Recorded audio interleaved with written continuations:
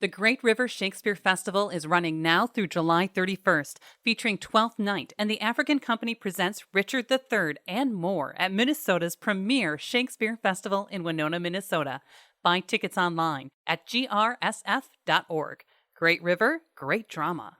This podcast is also brought to you by Trempealeau County Tourism. Whether your idea of fun is bicycling, hiking, or canoeing, afterwards head into the heart of one of their welcoming communities to experience historic architecture, independent shops, and locally owned dining establishments. Visit Trempealeau County Tourism online. We chatted with author Jeffrey Boldt. We talked about his new book, Blue Lake, and its ties to lacrosse.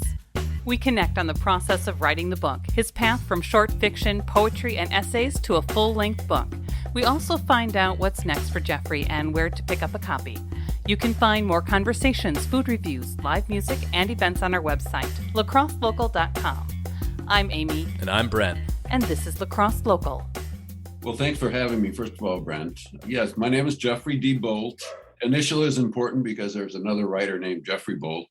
I'm from Lacrosse originally, and I've had a long time interest in writing since I was an undergraduate, been publishing pretty much every year since, mostly in relatively obscure academic literary magazines, but occasionally in national magazines as well with essays, short stories, and poetry. So I've nurtured that over the course of my writing career.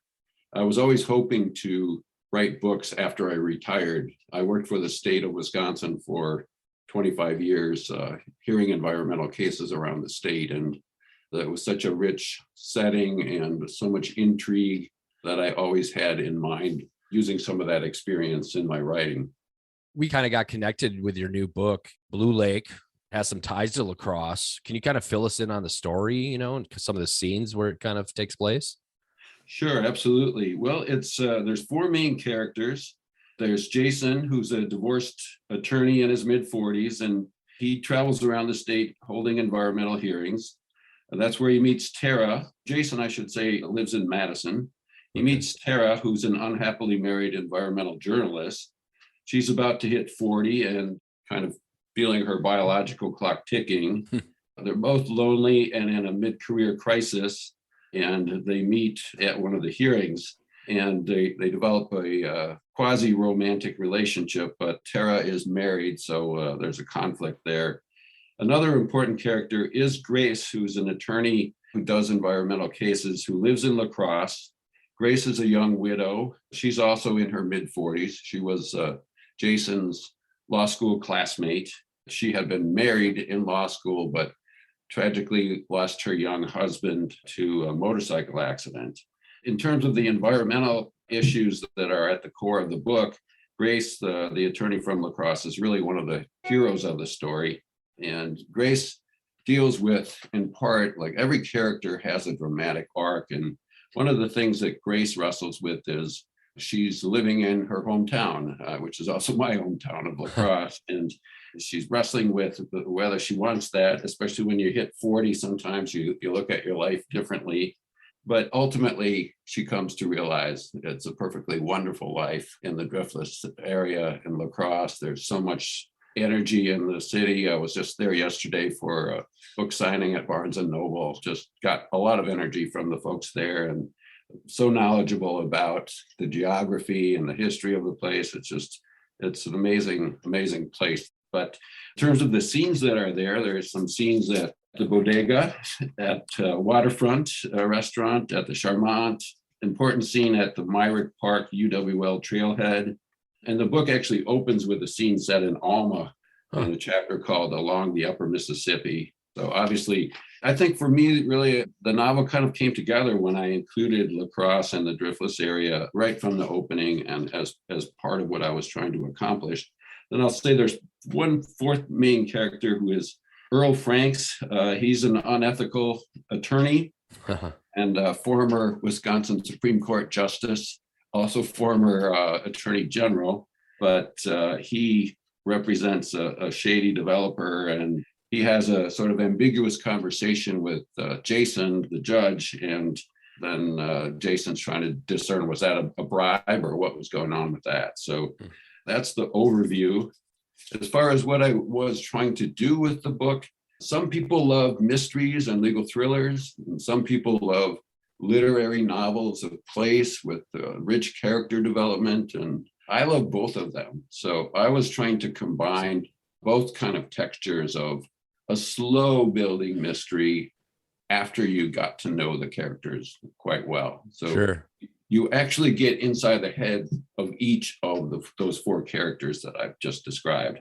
Kind of looking at your work, checking you out over this past few days and this new book, it looked like you traditionally focused, as you said earlier, kind of like short fiction, poetry, essays. Was this just a natural step for you? Like, was it an easy process once you named Lacrosse as the place it was taking place? Was it quick, or did it go over a span of years? It was years. I started off with the sort of premise of two people whose lives are in danger, but they're falling in love and flirting and having a good time and kind of not aware of the danger they're in. And that was kind of the initial spark of creation. But I did retire. I had lost my wife, and it kind of, I think it was probably part of my grieving process was I did this Master of Fine Arts degree at Augsburg University in Minneapolis.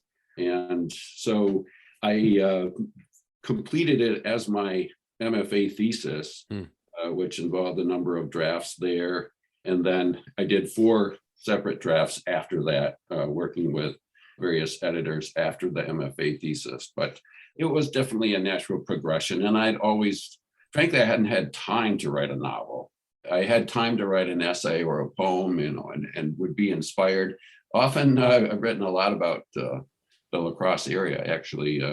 It's always held a central place in my imagination. Just, I think part of it's the river valley, obviously, and the expanse of time that is there, of people having lived there for, tens of thousands of years. And I love that area. And so I guess that was a natural progression there of finding the characters talking to me. And once Grace, the attorney in Lacrosse, started talking to me, I felt like I knew where I was going exactly. Kind of component of your story is the desire to leave your hometown, I think, in some ways. What I've found being a longtime local of the Lacrosse area is that now, after about 300 podcasts, I realize that just the breadth of creativity, original music, writers, painters that actually reside in the area. It's grown to give me an appreciation for the area a bit more.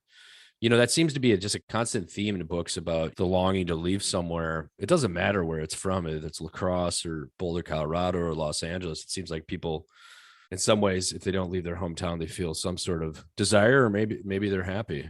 No, absolutely. I think Lacrosse is a unique place, though. It struck me yesterday talking to people at the Barnes & Noble signing.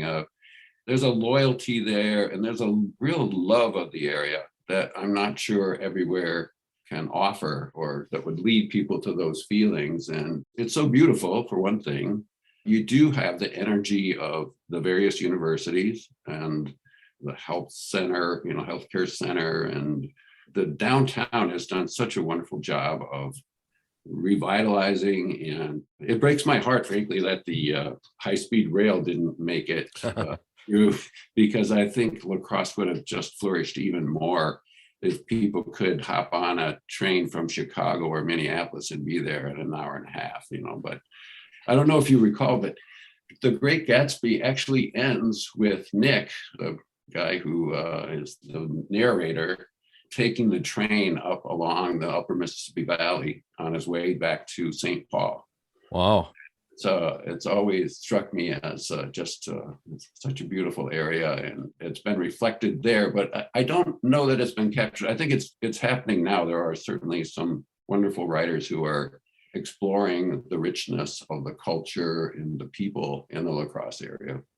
You mentioned about just having time to kind of hash this book out and lay it out. Was that directly related to COVID in some ways? No, for me, it was more that I'd retired. Then I put the additional sort of pressure on myself, really, at my age, to take on the graduate program in writing. So once I did that, it was basically another job for 3 summers. I had to live in the dorms the first summer residency, which I wasn't frankly thrilled about, but it was the idea was that you'd get collegiality with your fellow writers, and I understand why they do it. But anyway, I put that pressure of formal process so that I would write the novel. And I learned a lot. I learned a lot of techniques. I'm finding I am writing a sequel now that's set up in Lake Superior, and that also comes from a fictionalized version of some real cases that I did in my career, which Blue Lake does as well. You know, you're kind of touching on it. What's next? The next series or? Yeah, no, I think I do have envisioned this kind of grandiosely. I had always thought of it as 3 books. The first being focused on water issues. There's cases involving both surface waters and groundwaters. You know, the title obviously is suggestive, Blue Lake. Blue Lake represents for me, and it is a fictional place. People ask me that a lot, but it's a place where the local people did everything right in terms of environmental protection. So it was kind of everything in part that I had learned from 25 years of doing water-related cases. The next book is focusing on air issues and a coal plant, in a particular coal processing plant, transshipment plant. And that one more directly takes on climate change and the climate crisis. The third one that I've imagined is set in California and relates to fire. We're just getting hotter and hotter in terms of the climate crisis, in the way I had always imagined the series as well. If people want to pick up the book or they want to find out more, what's the best avenue for them to go to? Well, wherever books are sold. If you're in Lacrosse, I know we sold a lot of books. They were very happy, and so was I with the turnout. And I got a lot of good support from the Lacrosse Tribune and other media sources there. But you can get it at Barnes & Noble and Lacrosse. Obviously, anywhere you're comfortable buying online. IndieBound supports independent bookshops, as does bookshop.org. And there's also Amazon, of course. Lacrosse Local Podcast is a production of River Travel Media. Do you have an interview idea you'd like to share with us? Message us on Facebook at Lacrosse Local. Find out more about us at lacrosselocal.com, and you can subscribe to the Lacrosse Local Podcast on your favorite podcast app. If you like us, rate us 5 stars. We appreciate it.